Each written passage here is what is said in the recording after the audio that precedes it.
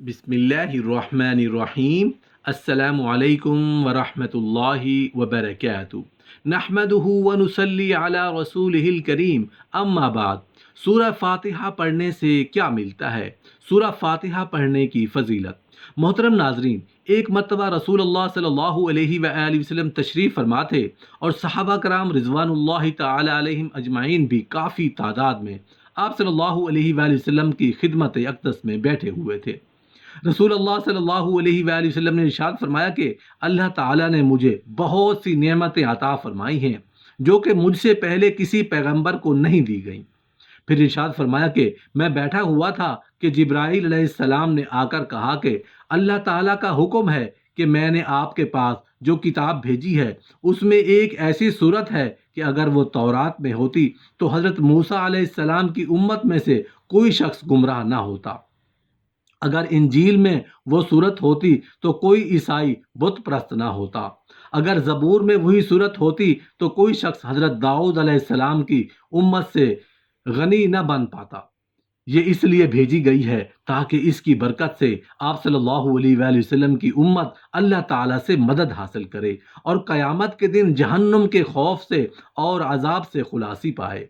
صحابہ کرام رضوان اللہ تعالی علیہم اجمعین نے پوچھا، یا رسول اللہ صلی اللہ علیہ وآلہ وسلم، وہ کون سی صورت ہے؟ آپ صلی اللہ علیہ وآلہ وسلم نے فرمایا، وہ سورہ فاتحہ ہے۔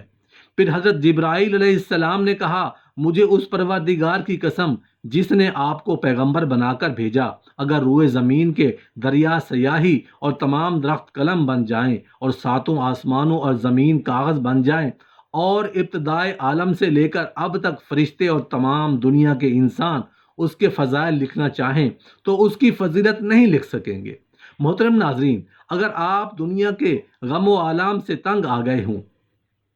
کسی جگہ پناہ نہ ملتی ہو، مسائل بے شمار ہو گئے ہوں اور وسائل نہ ہونے کے برابر ہوں، آپ کا بال بال قرض میں جکڑا ہوا ہو، گھر والے بھی آپ سے بدظن ہو چکے ہوں، دوستوں نے منہ موڑ لیا ہو، روزگار کی تلاش ہو لیکن روزگار نہ ملتا ہو، دن بدن غربت اور تنگ دستی ہوتی چلی جا رہی ہو، تو آج کی یہ ویڈیو مکمل دیکھیے گا۔ اس میں بہت سارے پیچیدہ مسائل اور ان کا آسان حل بتا دیا گیا ہے۔ افلاس کی دلدل میں آپ دھنستے چلے جا رہے ہوں تو ایسے حالات میں آپ اس مالک کی حقیقی کے دربار میں سر جھکائیے جو سب کی سنتا ہے اور سب سے زیادہ عطا کرنے والا ہے۔ اس سے بڑھ کر کوئی کریم نہیں، کوئی مہربان نہیں، کوئی رحم کرنے والا نہیں، کوئی سخی نہیں۔ آپ اس مالک کون و مقام میں کامل بھروسہ کرتے ہوئے اور یقین رکھتے ہوئے کہ اگر اس کا در بند ہو گیا تو پھر کوئی اور در آپ کے لیے کھلنے والا نہیں، اور اگر اس نے آپ کو عطا کرنے کا فیصلہ کر لیا تو کوئی آپ کو محروم کرنے والا نہیں۔ اس ایمان و یقین کے ساتھ سورہ فاتحہ کا یہ عمل کریں، 40 مرتبہ درود ابراہیمی پڑھیں اور سجدے میں چلے جائیں اور یقین رکھیں کہ آپ کا سر زمین پر نہیں، حق تعالیٰ کے قدموں پر رکھا ہے۔ اس تصور سے بھیگی ہوئی آنکھوں اور قلب کی رقت کے ساتھ اپنی پریشانیاں اپنے رب کے حضور رکھیے اور ان سے مدد مانگیے۔ انشاءاللہ اتنا ملے گا کہ آپ سے سنبھالا نہیں جا سکے گا، کیونکہ وہ ذات تو دینے کے لیے ہر وقت تیار ہے۔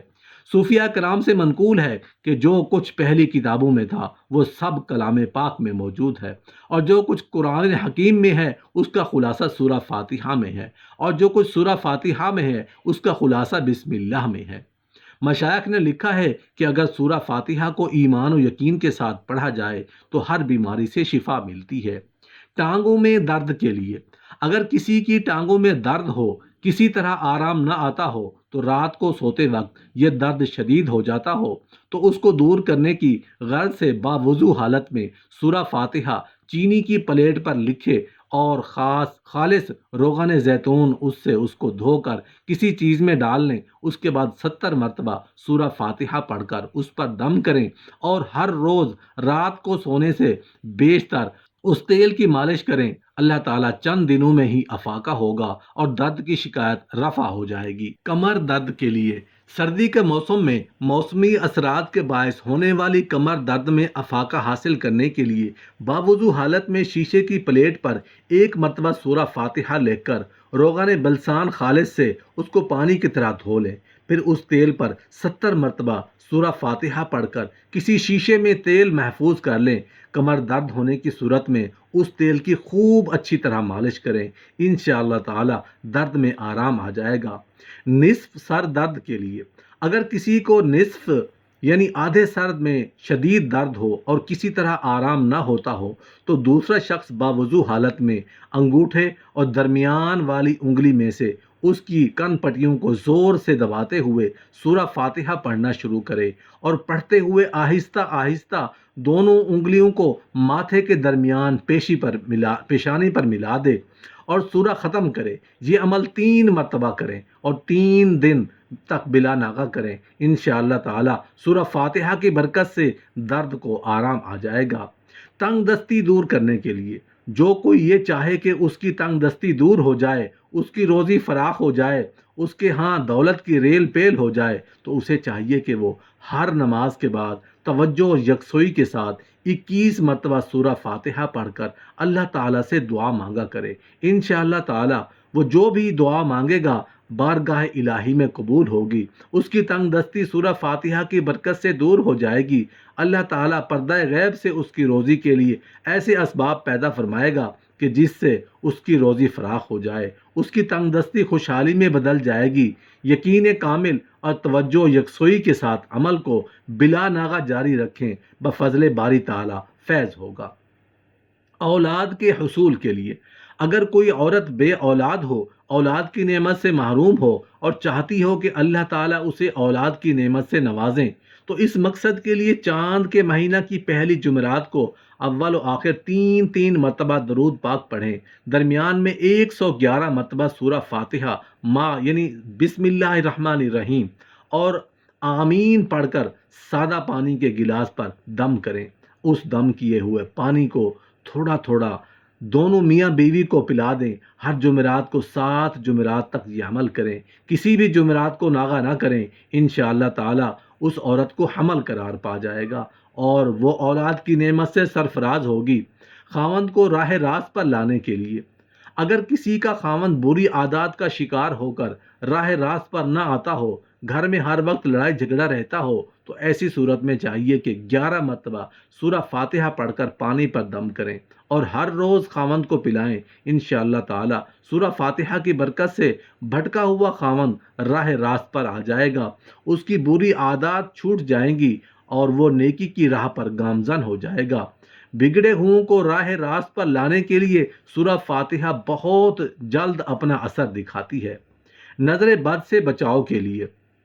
جس بچے کو بہت جلد نظر بد ہو جاتی ہو، ہر روز کسی نہ کسی کی نظر بد کا شکار ہو جاتا ہو، تو چاہیے کہ باوضو حالت میں سورہ فاتحہ لکھ کر تعویذ میں محفوظ کر کے بچے کے گلے میں ڈال دیں، انشاءاللہ تعالی بچہ نظر بد سے محفوظ رہے گا۔ اگر کسی بچے کو نظر بد ہوئی تو اسے بھی اسی طرح دم کریں، بفضل باری تعالی بری طرح اتر جائے گی اور بچہ ٹھیک ہو جائے گا۔ فالج کے مرض سے بچنے کے لیے، فالج کے مرض میں مبتلا افراد کے لیے سورہ فاتحہ اکسیر کی حیثیت رکھتی ہے۔ جو بھی کوئی فالج کے مرض میں مبتلا ہو، کسی دوسرے شخص کو چاہیے کہ وہ باوضو حالت میں شیشے کے برتن پر سورہ فاتحہ لکھے اور اسے خالص روغن بلسان سے دھوئے، اس کے بعد 70 مرتبہ سورہ فاتحہ پڑھ کر تیل پر دم کرے۔ یہ دم کیا ہوا تیل کسی شیشی وغیرہ میں ڈال کر محفوظ کریں، ہر روز اس تیل کی مالش کریں، انشاءاللہ تعالی چند دنوں میں ہی افاقہ ہوگا اور شفائے کاملہ نصیب ہوگی۔ ایک روایت میں ہے کہ ابلیس کو اپنے سر پر خاک ڈالنے کی نوبت 4 مرتبہ پیش آئی، ایک مرتبہ اس وقت جب اس پر لعنت ہوئی، دوسرے اس وقت جب اس کو راندہ درگاہ کیا گیا، تیسرے اس وقت جب نبی کریم صلی اللہ علیہ وآلہ وسلم کو نبوت عطا ہوئی، اور چوتھے اس وقت جب آپ پر سورہ فاتحہ نازل ہوئی۔